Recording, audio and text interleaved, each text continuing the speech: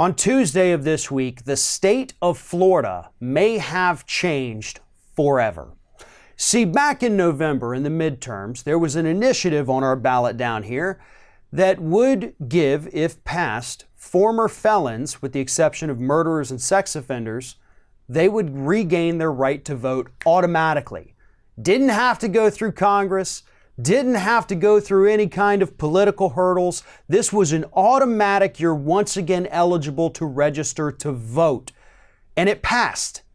Roughly 65% of people here in this state passed that amendment, giving 1.4 million former felons their right to vote back. Here's why this is significant. Again, Tuesday, they were eligible to start registering to vote again. Tuesday is when it happened. It's when it went into effect. 1.4 million people who are now eligible to vote in the state of Florida. The reason I bring this up is because I want you to think back. We have had a lot of close elections here in the state of Florida, at least since the year 2000, when a couple hundred votes handed George W. Bush the presidency and set this country on the path that we are currently on. 1.4 million people would have easily changed that. This past election with Andrew Gillum, the progressive Democrat, versus Trump-loving Republican Ron DeSantis, was decided by a handful of a couple thousand votes. 1.4 million former felons could have changed that the other way. Same thing with the Senate race between Rick Scott and Democrat Bill Nelson.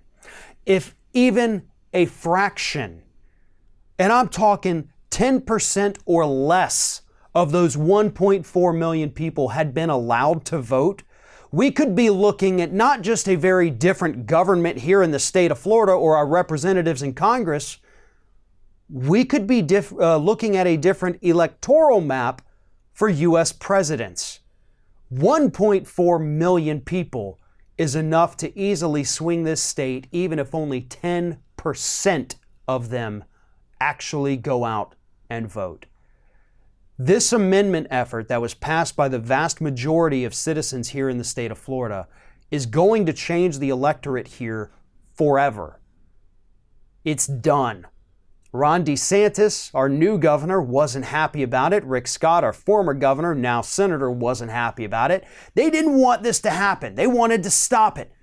They were looking into ways to try to prevent it from happening, but they were unable to come up with anything that would have stopped it. The voters said, let these people vote. So here's what we're going to see. We're going to see DeSantis and the Republicans continue to attempt to purge people from the voting rolls. However, that is going to be a lot more difficult now, seeing as how the main reason they were able to purge voters in the first place is by incorrectly saying they had a felony, or if their name matched someone who did have a felony. Say, for example, your name was John Smith, and they said, oh, John Smith, yeah, you have a felony. Well, yeah, that John Smith does. This one didn't, but they purged this person anyway. They can't do that anymore. The number one form of voter suppression here in the state of Florida has been undone by the voters. Things are going to be very different going forward, and they're going to be very different in a very good way. Not just the fact that we've given these people their civil rights back, but the fact that these people hold so much power, and the fact that they have that power is scaring the hell out of the Republicans who are currently attempting to destroy this state.